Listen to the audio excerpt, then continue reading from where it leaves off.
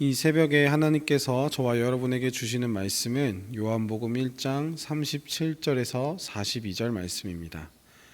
요한복음 1장 37절에서 42절 말씀을 제가 받들어 봉독하겠습니다. 이것은 하나님의 말씀입니다. 그 두 제자는 요한이 하는 말을 듣고 예수를 따라갔다. 예수께서 돌아서서 그들이 따라오는 것을 보시고 물으셨다. 너희는 무엇을 찾고 있느냐? 그들은 랍비님 어디에 묵고 계십니까? 하고 말하였다. 랍비는 선생님이라는 말이다. 예수께서 그들에게 대답하셨다. 와서 보아라. 그들이 따라가서 예수께서 묵고 계시는 것을 보고 그 날을 그와 함께 지냈다. 때는 오후 4시쯤이었다. 요한의 말을 듣고 예수를 따라간 두 사람 가운데 한 사람은 시몬 베드로와 형제간인 안드레였다.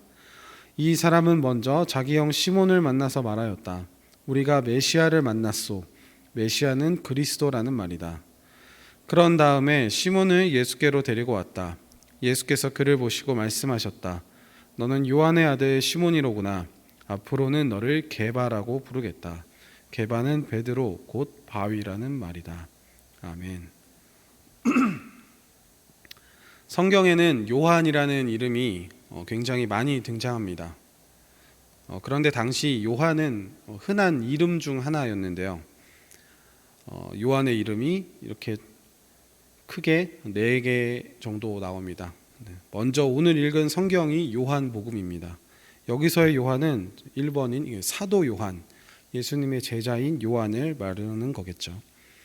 그리고 오늘 말씀 37절에 나오는 요한은 세례 요한을 뜻합니다. 말합니다.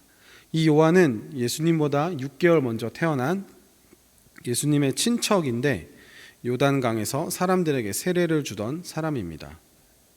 그리고 오늘 말씀 42절을 보면 시몬에게 너는 요한의 아들 시몬이구나 라고 예수님께서 말씀하십니다. 이 요한은 베드로의 아버지로 앞에 두 사람과는 다른 요한입니다. 이것을 먼저 인지하시고 오늘 말씀을 살펴보도록 하겠습니다. 먼저 37절에 두 제자가 예수님을 따라갔다고 말하고 있습니다. 여기서 두 제자는 세례 요한의 제자를 말합니다. 세례 요한을 따르는 제자들도 상당히 많이 있었습니다. 그런데 이 세례 요한이 예수님을 보고 이 사람은 하나님의 아들이다 라고 말을 했고 이 말을 들은 세례 요한의 제자들 중 두 사람이 예수님을 따라가 본 것입니다.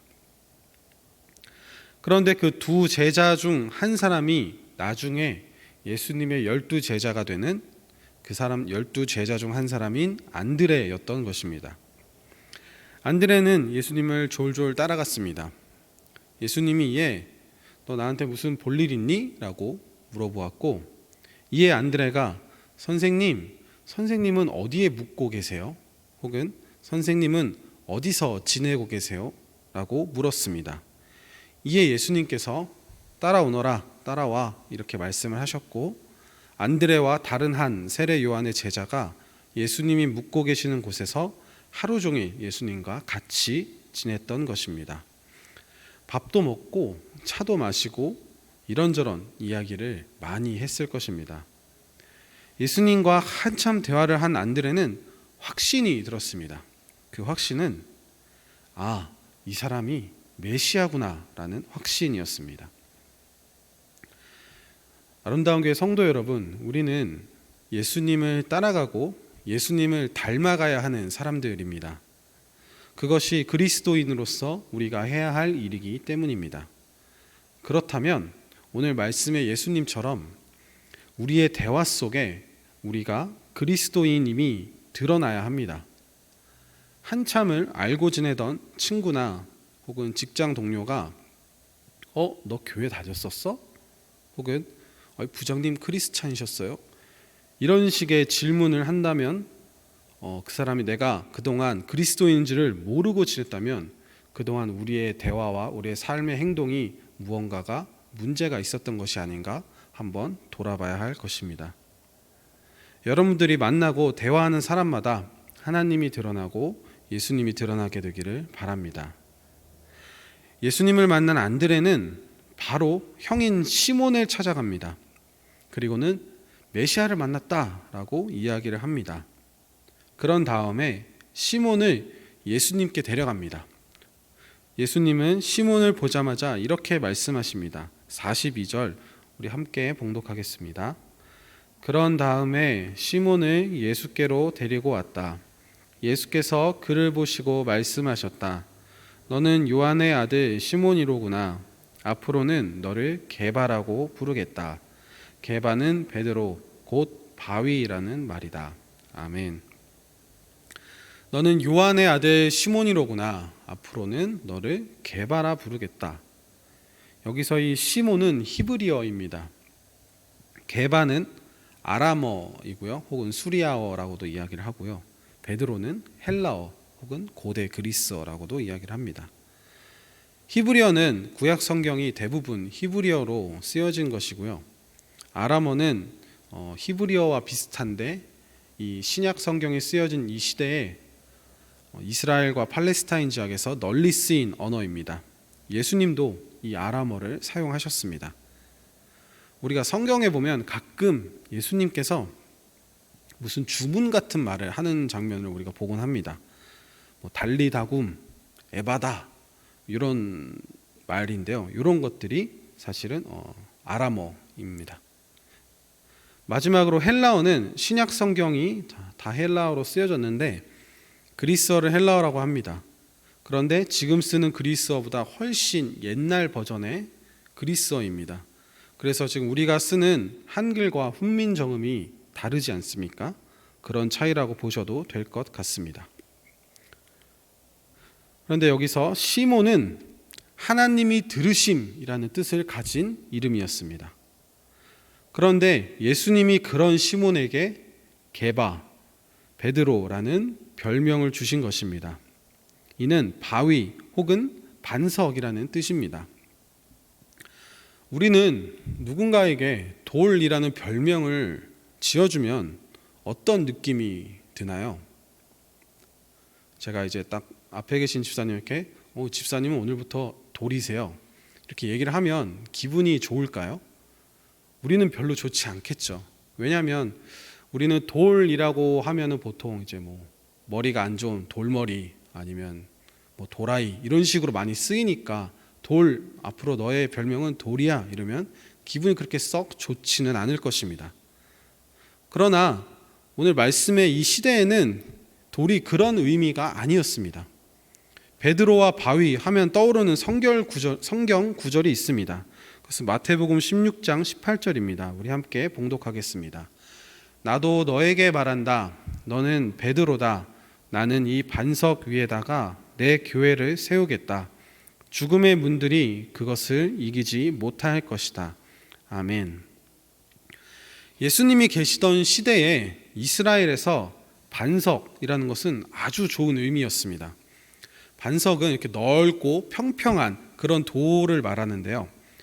이스라엘에는 산악 지역이 굉장히 많았는데 이 반석은 동물들이 비가 오면 그 반석 밑에서 쉬기도 하고 또 안전한 곳이다라는 그런 이미지를 갖고 있었습니다.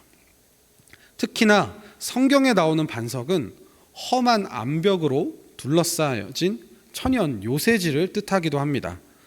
큰 바위들로 둘러싸여서 적들이 침입하기 매우 어려운 그런 지형을 말합니다.